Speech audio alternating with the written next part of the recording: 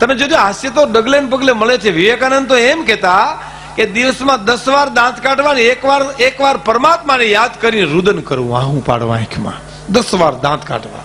પણ ખડખડાટો વર્તમાન કાળના મનોરંજનની અમે કોઈ ટીકા નથી કરતા, પણ એટલા બધા બેહુદા હાસ્ય આવે છે કે સંતોને બેહી ન હોગે, દીકરી બેઠી હોય તો બેહી ન હોગે, મા નો બેહી હગે. પણ અમારા લોક સાહિત્યનો હાસ્યરસ એવો છે કે બાપ અને દીકરી બેઠા હોય, ભાઈ ને બેન બેઠા હોય, મા ને દીકરો બેઠા હોય, ગુરુ અને શિષ્ય બેઠા હોય, કોઈની મર્યાદામાં આંચ ના આવે અને હસવું આવે, એવો પવિત્ર લોક સાહિત્યનો હાસ્યરસ છે, જે બધાને મજા આવે. અમારે હમણાં એક જણો ઇન્ટરવ્યુ દેવા ગયો, ઇન્ટરવ્યુ તો ઇન્ટરવ્યુ લેનારે પૂછ્યું કે તમારા પિતાજી શું કરે? તો મજા કરે. હવે ઈ ક્યાં તારો હાડુભાઈ છે? સમાચાર પૂછે તો કે ગમે ત્યાં ઓર્ડર આવે ત્યાં જાઓ તો કા, જંગલ ખાતામાં મૂકવામાં આવે તો જાઓ તો કા, સાસણના જંગલમાં તમે ગીરમાં હાલ્યા જતા હો ને હામો હાવજ મળે તો હું નિર્ણય હું લ્યો? તો સાહેબ ઈ નિર્ણય તો હાવજને લેવાનો છે ને, ઈ ક્યાં મારે લેવાનો છે? સાહેબને પરસો વળી ગયો કાને પૂછવું હું હવે? પણ હવના ભગવાન છે ભાઈ, સાહેબને ભગવાન તો હોય ને. એટલે સાહેબે એમ કીધું કે એ વાત તમારી સાચી છે, પણ મહાત્મા ગાંધીજીની હત્યા કોણે કરી ઈ જરા કયો જી? તો કે ઈ સાહેબ ખબર નથી. તો એમ કરો તપાસ કરીને આવો જાઓ. એમ કરીને બારો કાઢ્યો, ચેમ્બર બારો કાઢ્યો. પણ બહાર નીકળ્યો એટલે બધા મીંડા પૂછવા કે નોકરીનું શું થયું? તો નોકરીમાં રાખી લીધો ને તપાસે ઓપી દીધી.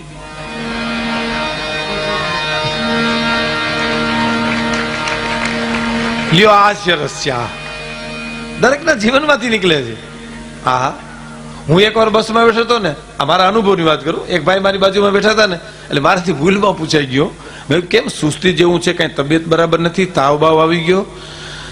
મને કે આ મરી ગયાનો પગાર કોણ ખાઈ ગયું છે?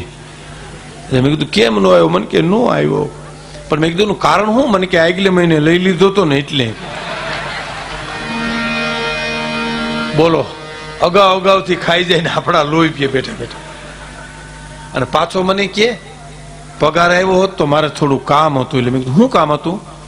મને કે મારી બેન આટો દેવા હોય. મેં કીધું સારું કર્યું, લે બેન જેવું મહેમાન ક્યાંથી? મને કે સારું, હું તમારું કપાળ. મેં કા? મને કે મોરલા વાળો કબાટ માગે છે, 70 વાળો. તો મેં કીધું દઈ દો ને બેન, દઈ એટલું ઓછું. મને કે દેવામાં વાંધો નથી, ઘરના ના પાડે છે. તો મેં કીધું ના પાડી દો ને, ઘરમાં ક્લેશ ન કરતા. તો મને કે આબરૂ ન જાય. હવે આમાં અમારે શું કરવું ઈ કે? આ બેન તારી, કબાટ તારો, ઘરના તારા, આબરૂ તારી, અમારો તો તારી પાસે નંબર આવ્યો એટલો જ વાંક કે બીજો કઈ વાંક ખરો? હે, કેવા વિચિત્ર માણસ છે, કલ્પના તો કરો તમે. હે, અમારે મને એક જુનાગઢમાં એક જણે કેવાલા કાંતિભાઈ ની. એટલે મેં કીધું હા. મને કે એને 3000 સ્કૂટર લીધું. કેટલામાં? એટલે મેં કીધું 3000. મને કે ન્યાજ તમારી ભૂલ. હવે વાત ઈ કરે ને ભૂલ મારી કાઢે. મેં કીધું આમાં મારી શું ભૂલ પડી? મને કે 3000 કોઈ દી સ્કૂટર આવે? મેં કીધું ઈ આવે નઈ, એ વાત તારી સાચી, 3000 ન આવે. મને કે આવ્યું તો એ તો લીધું એને. પણ તો કેમ આવે ઈ કે? મને કે ઓલા પ્રેમજીભાઈ ની. એટલે મેં કીધું હા. મને કે એને કોઈ શંકા નાખી દીધી, તમારું સ્કૂટર છે ને અપસુકન યાલ છે, કોઈ પણ વેચી નાખો. એટલે પ્રેમજીભાઈ 3000 કાંતિભાઈ ને વેચી નાખ્યું. હું ઈ તમારી મેં કીધું વાત સાચી કે શંકા પડે કોઈ પણ પૈસામાં કિંમતમાં માણા વાહન ને કાઢી નાખે. મને કે ન્યાજ તમારી ભૂલ. તો હવે મેં કીધું બીજી શું ભૂલ પડી? મને કે પ્રેમજીભાઈ તમે ઓળખો, ગમે એટલી શંકા નાખે તો વેચે એવા છે. મેં કીધું વેચે એવા નથી. મને કે વેચ્યું એને જ વેચ્યું. પણ તો હવે કેમ વેચ્યું ઈ કે? એના મામાએ મને કે મોટર લઈ દીધી એટલે સ્કૂટર કાઢી નાખ્યું. હું એટલે મેં કીધું મોટર લઈ દે એટલે સ્કૂટર કાઢી નાખી, એ વાત તમારી સાચી. મને કે ન્યાજ તમારી ભૂલ. તે મેં કીધું ત્રીજી શું પડી? મને કે એનો મામો 1 નંબરનો લોભી, કોઈ દી કૂતરાને ફળિયામ ન કરવા દે, એ કોઈ દી મોટર લઈ દે. મેં કીધું તો ન લઈ લે. મને કે લઈ દીધી, એને જ લઈ દીધી. હવે મેં કીધું મારી ભૂલ ઈ છે કે તારી પાસે ઉભો છું અહીંયા. ઈ હવે તો મને મારી ભૂલ સમજાણી. તો આપણે સાહિત્યકારોને એમ કેવું પડ્યું કે એક આવે દુઃખ ઉપડે, એક આવે દુઃખ જાય, એક વિદેશ જ્ઞાન વિહરે અને બીજો પાહી ન પોહાય આનંદ કે કર્મ આનંદા. આ તો માણે હે ફેર, એક લાખું દેતા ન મળે અને બીજો ત્રાંબિયા નાય તેર ભાઈ. એક મિલત દારૂ દુઃખ દેવું અને એક બિછરત પ્રાણ હરી લેવું. હે, એક મળે તારે દુઃખ દે, એક જાય તારે દુઃખ દે. મૂર્ખું મળે ત્યારે દુઃખ દે, સજ્જન જાય ત્યારે દુઃખ દે. દુઃખ બેયમાં છે. હા, પણ અમુક માણસ જાય ત્યારે આપણે એમ થાય કે હાશ ભાઈ ગયા અહીંથી. હે, એક વિદ્યાર્થીને માસ્તરે પૂછ્યું, મારે કવિ કાગની કવિતા રજૂ કરવી છે. કવિ કાગ, દુલાભાયા કાગ, સંતો ખૂબ નામ સાંભળ્યું, ગુજરાતનું બહુ ગૌરવતું નામ. ભગત બાપુની કવિતા તો એવી છે દોલતભાઈ, એની એક કવિતાની એક કડી સાંભળજો. ભગત બાપુની એક કવિતા છે, એની એક કડી કે શ્રીહરિ પોઢ્યા જે ઉદરમાં ઈ જનની જ્યાં કેદ હશે. દેવકીના ઉદરમાં કૃષ્ણ આવી ગયા હતા, હાથમાં હાથ કડી હતી. શ્રીહરિ પોઢ્યા જે ઉદરમાં ઈ જનની જ્યાં કેદ હશે, તો એ જ વિચાર મૂકે અકલાવી કે બીજી રયતના શું હાલ હશે. હે, શ્રીહરિ પોઢ્યા જે ઉદરમાં ઈ જનની જ્યાં કેદ હશે, તો એ જ વિચાર મૂકે અકલાવી કે બીજી રયતના શું હાલ હશે. એ ભગત બાપુની કવિતા. એક વિદ્યાર્થીને માસ્તરે પૂછ્યું, શિક્ષકે વિદ્યાર્થીને કે ઉભો થાય. વિદ્યાર્થી ઉભો થયો. આ ટેબલનો રંગ લીલો છે, ખુરશીના 4 પાયા છે, મારી ઉંમર કેટલી કહી દેજે. આમાં ઉંમર કેમ ગોતવી? કારણ આ તો લકડ હંધાળ છે ને. આવ ટેબલનો રંગ લીલો અને ખુરશી 4 પાયા, આમાં ઉંમર કેવી રીતે ગોતાય? એટલે વિદ્યાર્થી ધ્રુજવા માંડ્યો. એટલે બીજો વિદ્યાર્થી બેઠો તો એને કીધું કે સાહેબ એને ના આવડે તો હું કહી દઉં? તો હા કહી દે, મારે તો જવાબ જોઈ. ઉભો થઈને કે સાહેબ તમારી 44 વર્ષની ઉંમર.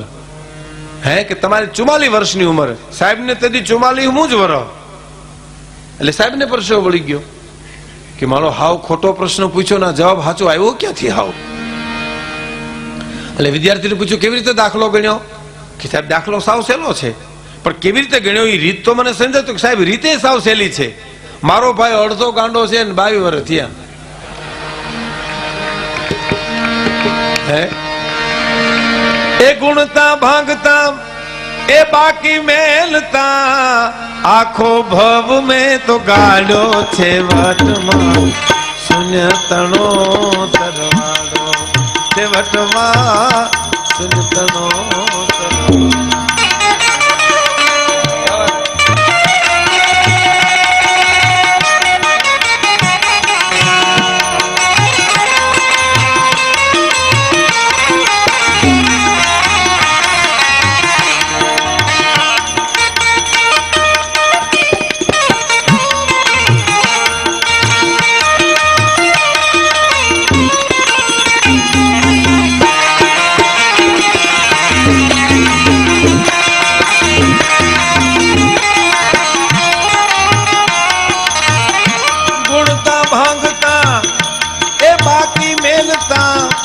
આખો ભવ મેં તો કાઢ્યો છે વટમાં, શૂન્ય તણો સરવાળો છે વટમાં, શૂન્ય તણો સરવાળો છે વટમાં, શૂન્ય તણો.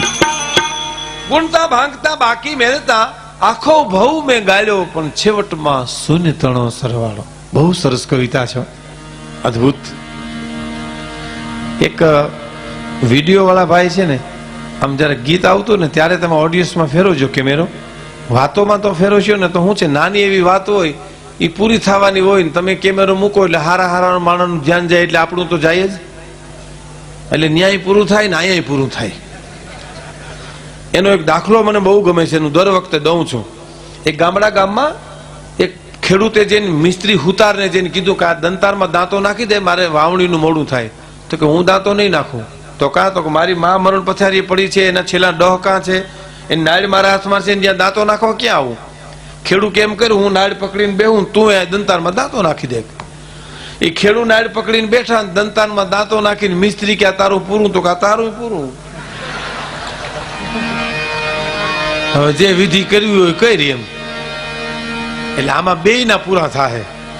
તમે તમારા ઉતારો ફર્સ્ટ ક્લાસ રીતે બધાનો, અમે આખી દુનિયાની પટ્ટી ઉતારીએ, તમે અમારી પટ્ટી ઉતારો. હે, આ તો ફોટા પાડવા વાળા અહીં તો ફોટા પાડે ને કરે. અમારે તો એક જણે આખી રાત ફોટા પાડ્યા ને અમે લેવા ગયા તો એકેય દીધો નહીં. બોલો. મેં કીધું કા? મને કે તમે રાજી રહ્યો ને એટલે લાઈટું કરી, બાકી નંબર કોને બદલાવ્યા છે આમાં?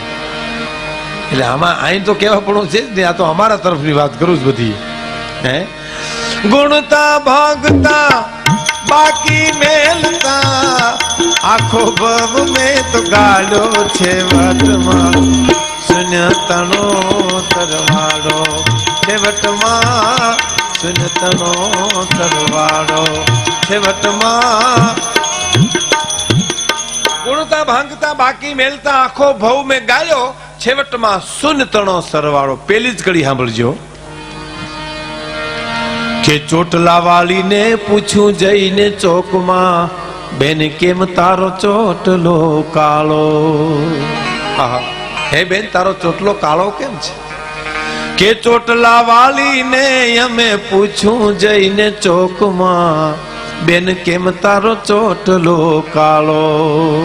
તો એને શું કીધું કે ઓલા મૂછું મરડતા એ મર્દોને પૂછજો કેમ બન્યો તું મુછાળો છે વટમાં શૂન્ય તણો સરવાળો.